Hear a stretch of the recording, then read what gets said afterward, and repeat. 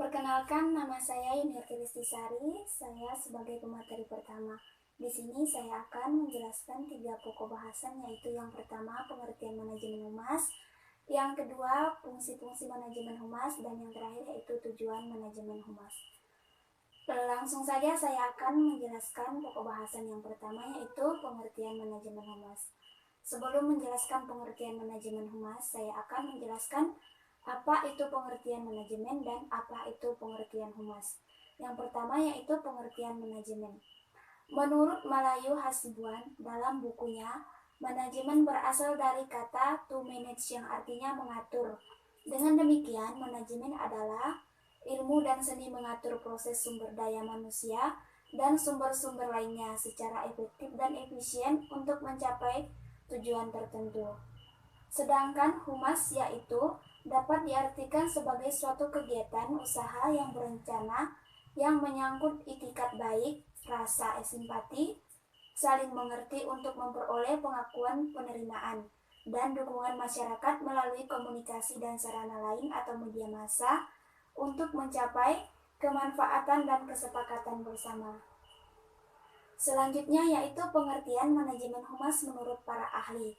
Yang pertama menurut Kultik and Scott.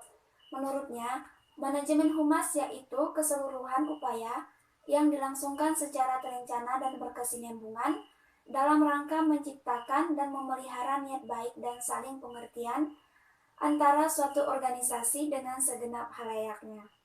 Yang kedua yaitu menurut Glenn M. Broom, mengartikan bahwa manajemen humas atau public relations adalah fungsi manajemen yang membangun dan mempertahankan hubungan yang baik dan bermanfaat antara organisasi dengan publik yang mempengaruhi kesuksesan atau kegagalan organisasi tersebut. Dan yang terakhir yaitu menurut MC Elarch.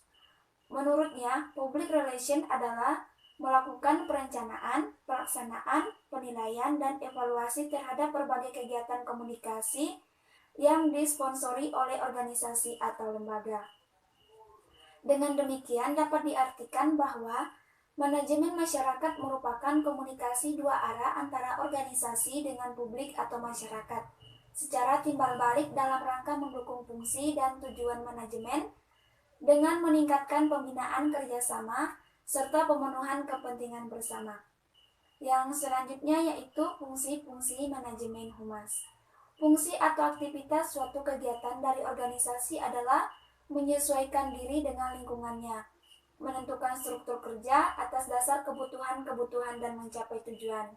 Pada dasarnya, fungsi manajemen humas tidak jauh berbeda dengan fungsi-fungsi manajemen humas atau manajemen yang umum. Fungsi ini sangat mengait dengan tujuan manajemen humas, di mana tujuan itu sendiri adalah suatu akhir atau titik akhir dari segala sesuatu yang akan dicapai. Dalam kaitannya dengan humas, maka humas dalam suatu instansi dikatakan berfungsi apabila humas itu menunjukkan kegiatan yang jelas, yang dapat dibedakan dari kegiatan yang lain. Jadi, kalau dipertanyakan apakah humas itu berfungsi, dalam arti kata apakah menunjukkan kegiatan dan apakah kegiatan itu jelas dan berbeda dari kegiatan lainnya, dalam konsepnya fungsi humas adalah sebagai berikut. Yang pertama yaitu menunjang kegiatan manajemen dalam mencapai tujuan organisasi. Yang kedua, membina hubungan masyarakat yang harmoni antara organisasi dengan publik intern dan publik ekstern.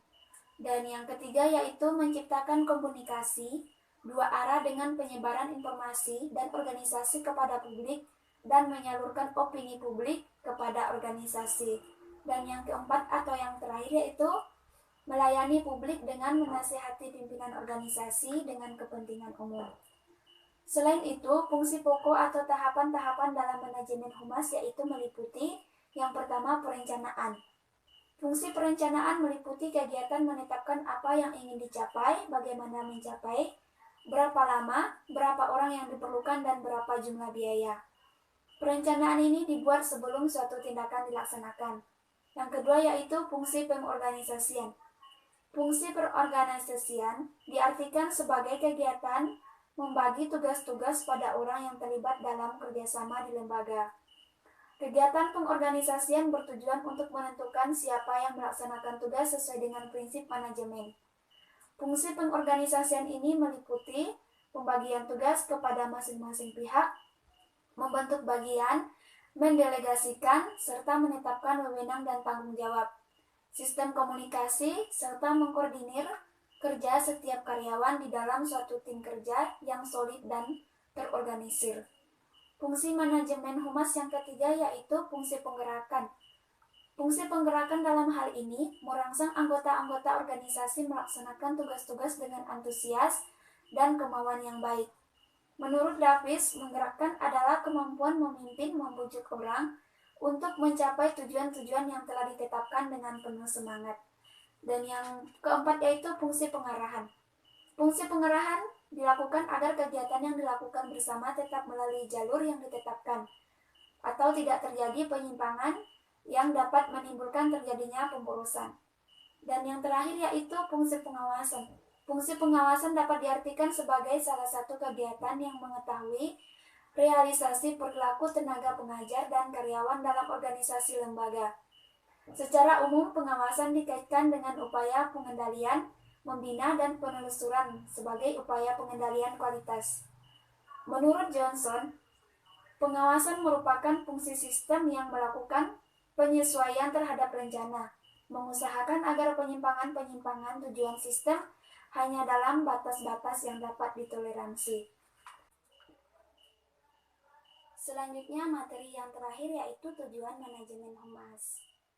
Mengenai hubungan sekolah dan masyarakat, ditinjau dari sudut kepentingan kedua lembaga tersebut, yakni kepentingan sekolah dan kepentingan masyarakat.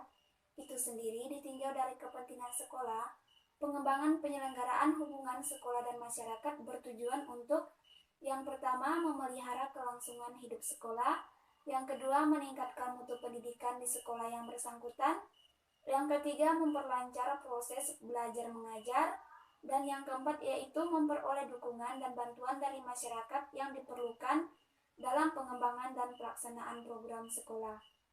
Sedangkan ditinjau dari kebutuhan masyarakat itu sendiri, tujuan hubungannya dengan sekolah adalah untuk yang pertama yaitu memajukan dan meningkatkan kesejahteraan masyarakat, terutama dalam bidang mental spiritual.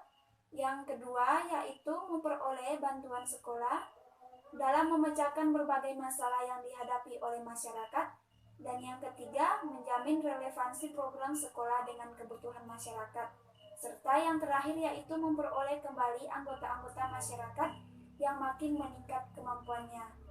Sekian materi dari saya, selanjutnya akan dilanjutkan oleh rekan saya yaitu Yeyen. Sekian dan terima kasih.